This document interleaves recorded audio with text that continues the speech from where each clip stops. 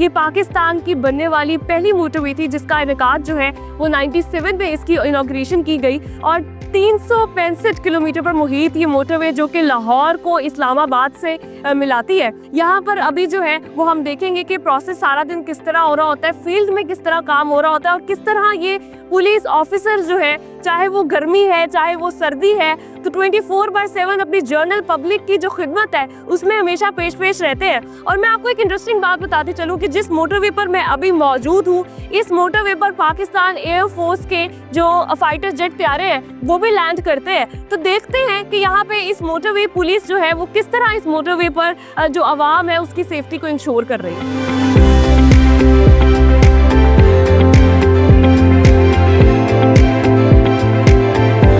Motorway police किस तरह 24/7 on field काम कर रही होती है। अभी मुझे ज्वाइन किया on duty inspector Aftab Haider साहब ने। मैं उनसे पूछूंगी कि किस तरह यहाँ पे मॉनिटरिंग हो रही होती है।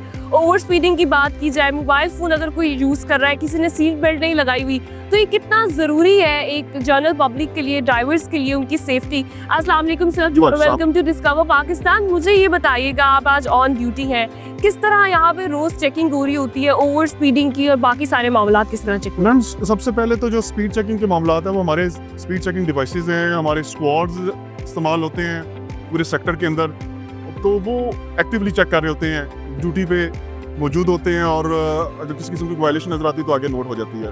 दूसरा, अगर किसी किस्म की रेकलेस ड्राइविंग होती है तो जिस तरह 130 की हेल्पलाइन है, लोग किलोमीटर भी बता देते हैं कि कोई रेकलेस ड्राइविंग कर रहा है, उस तरह भी मालूम हो जाता है। इसके अलावा इसके प्रूफ रखने के लिए हमने ये जो कैमरे जो है ये बॉडी कैम इस्तेमाल कर रहे हैं। इससे अगर किसी किस्म का कोई इशू होता है, आप जब कंप्यूटर से बात कर रहे होते हैं तो हर चीज़ रिकॉर्डेड होती है। हमारा मोटर पुलिस का इमेज जो है न्यूट्रल है और हम जनरल पब्लिक की सेफ्टी के लिए काम करते हैं, तो उस चीज़ को इंश्योर करने के लिए और इस चीज़ को मॉनिटर करते हैं हमारे सीनियर अफसरान, तो हमने ये जो कैमरे ये भी इस्तेमाल कर रहे हैं। आप पहली वायलेशन पे आपका क्या रद्द-ए-अमल होता है? उसके बाद अगर वही सेम शख्स जो है वो 3-4 बार वायलेशन कर रहा है तो उसको किस तरह डील करते हैं फिर आप लोग? मैं इससे अगर जैसे जैसे उसकी वायलेशन में सीवियरिटी आ जाती है तो इस तरह ज़ाहिर है उस हिसाब से जो कोड्स हैं वो भी सख्त हो जाते हैं। लेकिन हमारी कोशिश यही होती है कि उनको उनकी सेफ्टी के हवाले से ऐसे ब्रीफ किया जाए कि वो दोबारा वायलेशन ना करें, क्योंकि at the end of the day उनकी लाइफ ज़्यादा मैटर करती है और हम जो भी इवन रोड के ऊपर काम करते हैं वो उनकी सेफ्टी को ही मद्देनजर के काम कर रहे होते हैं। बिल्कुल, थैंक यू सो मच। अच्छा, मैं एक चीज़ मेंशन करती जाऊँ कि हम लोग देखते हैं यूजुअली अभी भी जिस तरह मौसम चेंज हो रहा होता है, आज जैसे आप देख रहे हैं कि धूप है, फोग है, सर्दी है। फोग में भी जो मोटरवे पुलिस है वो अपना यहाँ पे किस टाइम बंद कर रही है, किस तरह इसको यकीनी बनाना है। अभी जिस हमने लाइव मॉनिटरिंग की बात की, कैमरा की बात की, तो इसकी सारी मॉनिटरिंग जारी होती है पीछे कंट्रोल सेंटर में। कंट्रोल सेंटर से मॉनिटर हो रहा होता है, तो ऑफिसर्स जो है वो किसी भी तरह का वेदर कंडीशंस हो, कुछ भी हो, वो जनरल पब्लिक जो है उसकी सेफ्टी को इंश्योर यहाँ पे बना रहे होते हैं। मजीद देखते हैं कि national highways and motorway police department किस तरह काम कर रहा है।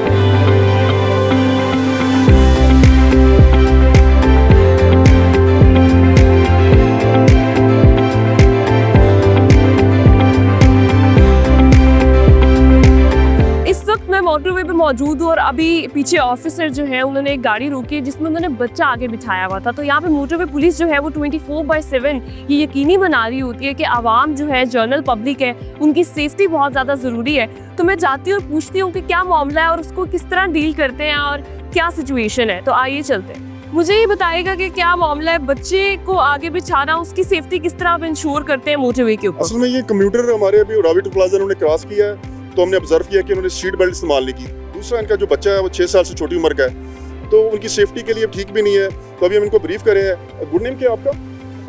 मोहम्मद अली साहब, ये जो सीट बेल्ट है ये आपके लिए कंपल्सरी है, ठीक है? अगर आप सीट बेल्ट इस्तेमाल करते हैं उसी सूरत में ये जो दूसरे जो इसके फंक्शन है वो ऑपरेट होते हैं। जैसे एक्सीडेंट की सूरत में वो जो बैलून है वो सीधा चेहरे के ऊपर आ जाता है, ठीक है? दूसरा, ये जो बच्चा 6 साल से छोटी उम्र का, इसको पीछे बिठा लें, ठीक है? आपकी सेफ्टी के लिए ये जरूरी है, ठीक है? वैसे इसका मोटरवे पे फाइन बनता है, ठीक है, आगे बिठाने के लिए भी और सीट बेल्ट ना लगाने का, लेकिन आपको ब्रीफ कर रहे हैं।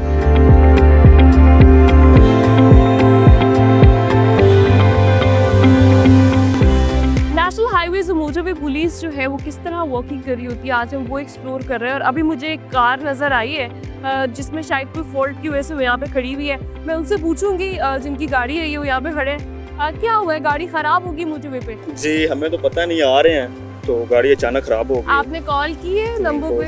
नहीं कॉल की। आपको पता है हेल्पलाइन नंबर कौन सा है? ये तो पता है लेकिन कॉल नहीं की अभी तक। अच्छा, हेल्पलाइन नंबर जो है वो अगर मैं बात करूँ मोटरवे पुलिस का तो 130 पे आपकी अगर गाड़ी कहीं पे भी मोटरवे पे नेशनल हाईवेज पे ख़राब होती है तो आप उनको कॉल करके जो है वो मदद के लिए बुला सकते हैं। अभी इन्होंने कॉल नहीं की, आपके बिहाफ पे मैं कॉल कर रही हूँ क्योंकि मैंने जो है 130 इनका नंबर है और ये मैंने कॉल की है मोटरवे पुलिस को और मैं उनसे बात करूँगी कि मेरी गाड़ी, मैं उन्हें ये कहूँगी कि मेरी गाड़ी यहाँ ख़राब हो गई है तो वो आके जो है वो इसको देखें। वालेकुम अस्सलाम, ये मेरी मोटरवे पे ना मेरी गाड़ी ख़राब हो गई है तो आप कितनी देर तक जो है वो गाड़ी मुझे आ जाएगी मोटरवे पुलिस की? मैडम कौन सी लोकेशन पे खड़ी हैं? हम लोकेशन पे खड़े हुए M3 मोटरवे है ये और एग्जैक्ट लोकेशन मैं आपको, एग्जैक्ट लोकेशन कौन सी जहाँ पे आपकी गाड़ी ख़राब है? ये तो हमें नहीं पता एग्जैक्ट लोकेशन मोटरवे पे। मुझे एग्जैक्ट लोकेशन नहीं बतानी आ रही, मैं आपको लोकेशन किसी तरह भिजवा दूँ अगर आप मुझे नुमाइंदे से कनेक्ट कर देती हैं तो। क्या नाम है आपका? मेरा नाम रामीन है। कौन सी गाड़ी है? कौन सी गाड़ी है? यारिस। नंबर बताएं गाड़ी का। गाड़ी का नंबर है AJY 783। लाहौर की तरफ जा रही है? पंजाब का जो है नहीं, ये लाहौर की तरफ से साउथ की तरफ जा रही है, साउथ पंजाब। अच्छा ठीक है, नंबर नोट करिए, मुझे लोकेशन सेट करते हैं। चलें ठीक है, नंबर लिखवाइएगा। 0313 1111 30। ठीक है, थैंक यू जी, जज़ाकल्लाह। तो जी मैंने हेल्पलाइन पे कॉल की और उन्होंने मुझे ये बताया कि आपको मैं एक नंबर देती हूँ, उस पर आपने अपनी लोकेशन जो है वो भेजनी है और साथ अपना नंबर गाड़ी का वो भेजना है। तो अभी मैं उनको व्हाट्सअप करूँगी, व्हाट्सअप करने के बाद हम वेट करेंगे। मेरे ख्याल से 5 to 7 मिनट्स का वेट होता है जिसमें मोटरवे पुलिस जो है वो आके रेस्क्यू करती है, सेफ्टी के लिए देखती है कि गाड़ी में क्या टेक्निकल फॉल्ट है और फिर वो उसको रिजॉल्व करते हैं। तो मैं वेट करती हूँ और देखते हैं।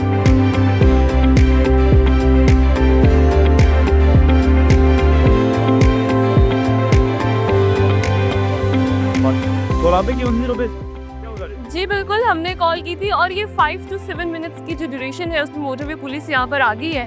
ये गाड़ी में कोई टेक्निकल फॉल्ट है जिसकी वजह से ये लोग यहाँ पे खड़े हुए थे, तो मैं तो एक्सपीरियंस करी थी कि आप कितने टाइम में यहाँ पे पहुँचते हैं और जितनी ड्यूरेशन उन्होंने मुझे बताई थी उसमें वो लोग पहुँच भी गए। तो मुझे बताइएगा कि अब नेक्स्ट प्रोसेस आपका क्या होगा? मैडम देखिए कोई टर्मिनल इशू तो नहीं है बैटरी में या कोई रेडिएटर इशू तो नहीं है, उसके बाद अगर हम हल नहीं होगा तो व्हाट्सएप कॉल करेंगे हम। चलें आप चेक करें और फिर बताएं।